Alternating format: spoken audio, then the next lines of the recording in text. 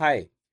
इस वीडियो में हम डिस्कस करने वाले हैं बहुत ही शॉर्ट में आईआरडीआई का जो फेज 2 एग्जामिनेशन कल हुआ है उसका एक शॉर्ट एनालिसिस करेंगे एंड समझेंगे कि एग्जैक्टली किस तरीके से सवाल था। यस, एग्जैक्ट सवाल है ना। तो शुरू करते हैं हमारा छोटा सा video. Very good morning and welcome to IXMB। सबसे पहले हम शुरू करेंगे सवाल से। देखो, thank you so much to all the students who have contributed to this ultimate video, क्योंकि बिना आपके हेल्प के ये वीडियो पॉसिबल नहीं होता। सो सबसे पहले अगर मैं बताऊं, देखो 30 मार्क का जो सवाल है इसमें 6 सवाल पूछा गया था एंड इस पे आया था कि आपको 4 आंसर करना है। मतलब सवाल तो लेंदी था। ठीक है।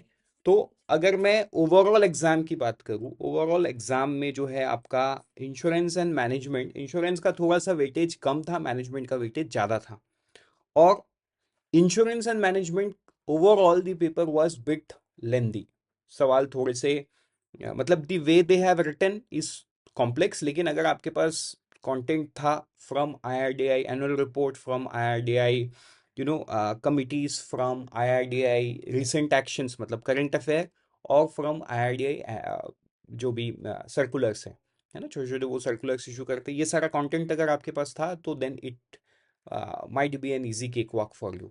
बट हाँ, हर डिस्क्रिप्टिव एग्जाम का यही कहानी होता है कि आपके पास कंटेंट होना चाहिए। तो इसमें सवाल किस तरीके का है, देखो, dynamic versus static risk, characteristics and difference. ठीक है। तो ये सवाल पूछा गया था। अब देखो 30 मार्क है तो सवाल तो लेंदी होना ही है। There would be multiple things that is asked. आपको डायनेमिक वर्सेस रिस्क, तो सिंपल सेंस में अगर देखो, मैं एक ही सवाल को थोड़ा स्ट्रेच करूंगा, बाकी तो we will discuss and move on. ठीक है। इसमें किस तरीके से आप इसको लिख सकते हो, आप इसमें इंट्रोडक्शन में डायनामिक के रिस्क क्या है, स्टैटिक रिस्क क्या है, वो समझा दो।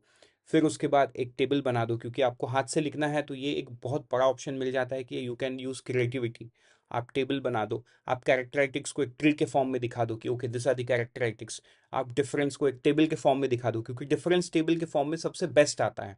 आप उसे कैसे भी प्रेजेंट कर लो, बट टेबल के फॉर्म में डिफरेंस बहुत बेहतर तरीके से समझ में आता है, दिखता है, लिखने में भी आसान होता है। सो प्रोबेबली ये जो है, मतलब कई बार क्या होता है ना, कंटेंट के लिमिटेशन में may be you only know the introduction and nothing beyond A point. तो इस तरीके का सवाल आया था। 30 मार्क है तो ऑब्वियसली लेंदी होंगे। आगे बढ़ते हैं दूसरे सवाल पे। PO risk are not under the control of insured illustrate. तो देखो, ये इस तरीके का सवाल है ना, इस पे आपको पीओ रिस्क पे नहीं लिखना है, आप इसके पेरिफेरी में ना बहुत कुछ लिख सकते हो।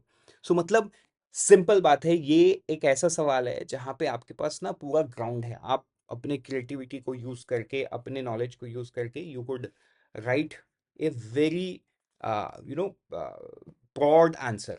तो ये इस तरीके का सवाल है। Then there are wide variety of loss reduction technique discuss. ठीक है। What right does insurable interest give any person, है ना।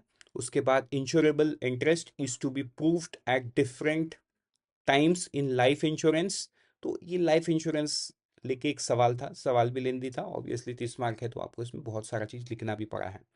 elaborate on the role of surveyor in the loss assessment and minimalization, right?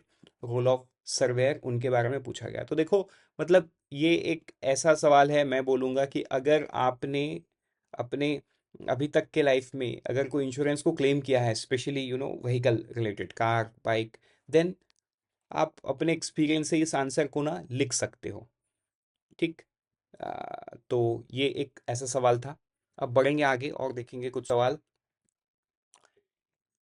एक 15 marker का देखो, इसमें कोई option नहीं था, इसमें एक पैराग्राफ दिया गया था जहां पे जोमेटो के बारे में था, एक केस स्टडी, और जोमेटो के कुछ फाइनेंशियल डेटा भी उसमें दिया गया था। कुछ बच्चों ने बोला कि ये न्यूमेरिकल है, बट देखो ये न्यूमेरिकल था नहीं। राइट, वो न्यूमेरिकल जैसा दिख जरूर रहा था बट न्यूमेरिकल था नहीं। The questions were very easy. Zomato कौन से सेगमेंट में काम करता है, स्टॉक एक्सचेंज में कब लिस्ट हुआ है, ब्लिंकिट को कब एक्वायर किया है उन्होंने। राइट, तो ये सारा सवाल पूछा गया है। राइट। अब इसमें देखो, discuss about the financial performance of company FY24। जो फाइनेंशियल डेटा दिया हुआ था ना, उसी को आपको डिस्कस करना था। It was not numerical. But हाँ, अगर आप इंटरप्रिटेशन की बात करोगे, मतलब for somebody who understand balance sheet from balancing point of view, मतलब अगर आप सीए हो या बीकॉम एमकॉम हो तो प्रोबेबली आपका नजरिया अलग होगा। तो उस सेंस में आप इसे न्यूमेरिकल बोल सकते हो, क्योंकि you might calculate something and you might right कि ओके इसका एबिटा इतना है and so on. But from a general point of view ये सवाल इजी था, आपको इंटरप्रेट करके इसको लिखना था कि क्या फाइनेंशियल परफॉर्मेंस कंपनी का रहा है।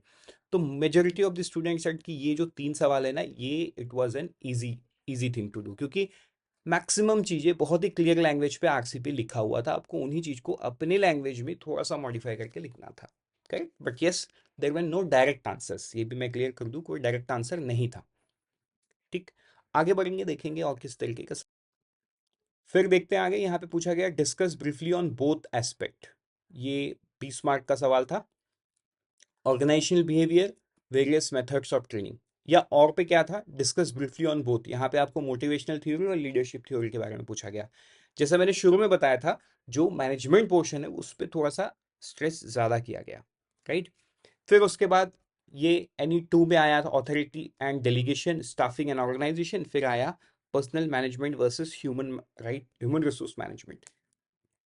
इस तरीके का सवाल इस पे आया था। अब आगे बढ़ेंगे और देखेंगे इंग्लिश में क्या आया था। तो देखो इंग्लिश में ऐसे में आया था pros and cons of AI, और भी कुछ एसेस थे जो अभी तक उतना क्लैरिटी हमें नहीं मिल पाया है। Then letter to municipal commissioner for a problem of stray dog in locality, और ऑप्शन में आया था problem of increasing misinformation on social media. तो देखो कहीं ना कहीं ये तो बड़ा ही इजी चीज है, और ऐसा ऐसे आपने पहले भी लिखा, सॉरी ऐसा लेटर आपने पहले भी कई बार लिखा होगा। राइट, और ये हमारे क्लास में भी डिस्कस हुआ था। जो class doctor Sanjeev Sharma sir लेते हैं ना, उसमें भी ये डायरेक्ट टॉपिक डिस्कस हुआ था बाय द सर हिमसेल्फ। ठीक है, फिर अगर मैं प्रीसी की बात करूं, need for women empowerment in India, इसका प्रीसी आया था। आरसी की बात करूं तो passage on roll of data analytics in insurance, ये सवाल पूछा गया था। फिर आगे बढ़ते हैं कुछ छोटे सवाल पे। इस तरीके का था सवाल, लास्ट माइल कनेक्टिविटी, मतलब सिंपल बात है, माइक्रो इंश्योरेंस पे सवाल आया था। करेक्ट, लास्ट माइल कनेक्टिविटी के बारे में पूछा गया था एंड इट्स इम्पैक्ट। फिर एक बैंकिंग पे आया था, कुछ बच्चों ने बोला बैंकिंग क्रंच, तो कुछ बच्चों ने बोला डिपॉजिट क्रंच। तो मुझे ऐसा फील हुआ कि ये डिपॉजिट क्रंच होना चाहिए, बैंकिंग क्रंच नहीं होना चाहिए। ठीक है, deposit crunch on banking sector and its impact on insurance sector. फिर यहाँ पे कुछ ने बोला कि सर ये लाइफ इंश्योरेंस से रिलेटेड था। अब जो भी है, एक बार अगर आपको याद है तो प्लीज कमेंट सेक्शन में इसे ना आप बताइए कि ये लाइफ इंश्योरेंस था कि ओवरऑल इंश्योरेंस सेक्टर था। करेक्ट, क्योंकि देखो लाइफ भी अगर हुआ, मतलब इन सिंपल सेंस में आपको बताऊं, अगर लाइफ भी हुआ तो आप 2 लाइन लाइफ का लिख के फिर आप ओवरऑल इंश्योरेंस का ही बताओगे। करेक्ट, और अगर इंश्योरेंस का है तब तो कोई बात नहीं, you can write life general insurance, अलग अलग एग्जाम्पल्स लेके आप लिख सकते हो। ठीक है, तो यहाँ पे एग्जैक्टली क्या था आप कमेंट सेक्शन में बताइए। फिर था pros and cons of tech and insurance sector, और एक था इंडिया टुवर्ड्स से सस्टेनेबल इकोनॉमी। ठीक, फिर छोटे सवाल में और था सेंट्रल बैंक डिजिटल करेंसी के बारे में सवाल था। स्कीम से एक ही सवाल आया, मतलब ये थोड़ा सा मुझे स्ट्रेंज भी लगा, क्योंकि ESI is more towards scheme and national news, वहां पे एक ही स्कीम्स पूछ रहा है।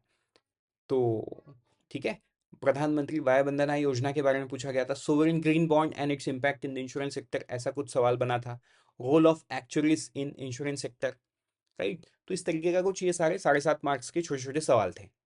करेक्ट, अब इसमें क्या है आप देखिए, आप ऐसा हो सकता है कि 2-4 सवाल मैंने कवर नहीं किया है, क्योंकि उसका कोरिलेशन ना मुझे नहीं मिल पाया है, क्योंकि बच्चों ने, एक बच्चे ने मुझे कुछ बोला, दूसरे बच्चे ने कुछ और बोला। सो आई नीड योर हेल्प। आप कमेंट सेक्शन में बताइए कि एग्जैक्टली आपको क्या याद है।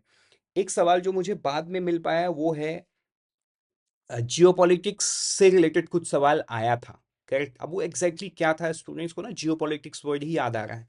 अब वो भी आ, थोड़ा सा क्लैरिटी मिलता तो समझ में आता कि सब सवाल जो है जियोपॉलिटिक्स का क्या पूछा गया था। ठीक है, मतलब एक बच्चे ने बताया जियोपॉलिटिक्स एंड इट इम्पैक्ट, तो देखो ये किससे रिलेटेड है, impact on what, impact on economy, impact on insurance, क्या पूछा गया था। ये अगर आपको याद है तो प्लीज आप कमेंट सेक्शन में बताइए। ये भी एक छोटा सवाल था। राइट, वो क्लियर है, वो मैं क्लियर हूं कि ये 7.5 मार्क या 7 मार्क जो छोटा, मतलब 7 मार्क्स में छोटे सवाल में आया था जियोपॉलिटिक्स का। But what exactly was the question, ये प्लीज कमेंट सेक्शन में बताइए कि रोल ऑफ जियोपॉलिटिक्स या geopolitics impact on what, insurance पूछा गया था, इकोनॉमी पूछा गया था, या जियोपॉलिटिक्स से क्या सवाल था। Right, so with this Let me say thank you and all the best to you for your other examination and the phase 3 of IRDA itself. Interview की तैयारी अभी से शुरू कर दो. मिलते हैं किसी दूसरे वीडियो में. Till then always remember, we help you prepare 50% faster.